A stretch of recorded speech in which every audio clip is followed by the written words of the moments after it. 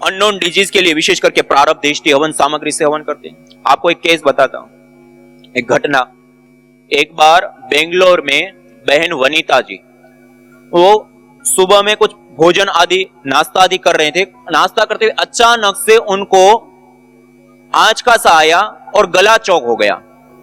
गला चौक होने के बाद पास की हॉस्पिटल में ले गए, सामान्य हॉस्पिटल में।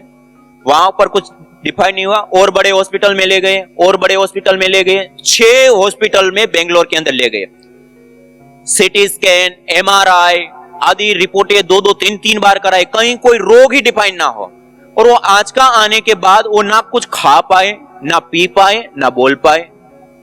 सब लोग चिंतित, कई दिन बीत गए ये सारे उपचार के, उसमें कोई डिफाइन भी ना हो। फिर उसके बाद उनके भाई मुंबई में रहते हैं, इनको मुंबई लेकर के गए। वहां पर अलग अलग कंसल्टिंग कराई, अलग अलग डॉक्टरों से अलग अलग दवाइयां आदि कराई। ऐसे करते करते करीब महीने के आसपास समय बीत गया और उनका खाना पीना ये सारी चीजें बंद हो गई। और उसके बीच में वो ग्लूकोज आदि से संबंधित जो बोतलें आदि चढ़ाते, उस प्रकार से उनका जीवन चल रहा है। और उनका 10-12 किलो वजन कम हो गया। अब खा पी नहीं पा रहे तो वजन तो कम होना ही। और उस समय वहां पर भी सारे डॉक्टरों को ये सारा कुछ दिखाने के बाद भी कोई विशेष लाभ या किसी भी प्रकार के कोई डिफाइंड सामने नहीं आई कि क्या हुआ है, कैसे ठीक होगा, क्या है।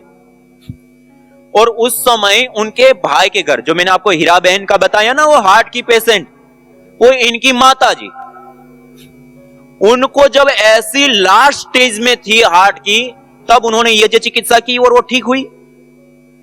और उस समय उनको यही चीज अब याद आई, क्योंकि अब सारा चारा बंद हो गया, कहीं पे कुछ नहीं। और उस समय वो अपने घर में, वहां पर मुंबई में प्रतिदिन अपने घर में हवन अग्निहोत्र करते हैं। और वहां पर उन्होंने अग्निहोत्र को थोड़ी देर करते हैं, 10-15 मिनट, उन्होंने आधा-आधा, 1-1 घंटा करना शुरू किया।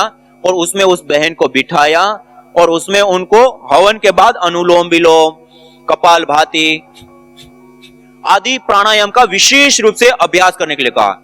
और जब उन्होंने निरंतरता पूर्वक यज्ञ 1-1 घंटा और उसके अंदर दिन भर उसी वायुमंडल के अंदर बैठना, रहना और उसमें जितना हो सके उतना प्राणायाम करने का अभ्यास किया, जो 1 महीने से अधिक समय हो गया, बेंगलोर और मुंबई के कई सारे हॉस्पिटलों में कई सारी रिपोर्ट, सारा कुछ करने के बाद पहले कोई डिफाइंड ही नहीं हुआ। और उसमें जो उपचार दिया उससे भी कुछ असर नहीं हुआ।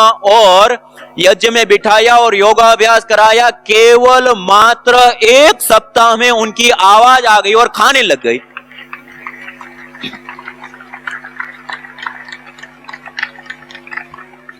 तो ऐसी जो अननोन डिजीज हो, बीमारियां हो, तो उसको प्रारब्ध दृष्टि हवन सामग्री से विशेष रूप से हवन करते हैं। घर में क्लेश, झगड़े, अशुभ, अशांति या समस्त प्रकार की नेगेटिविटी से मुक्ति पाने के लिए भी प्रारब्ध दृष्टि से हवन करते हैं।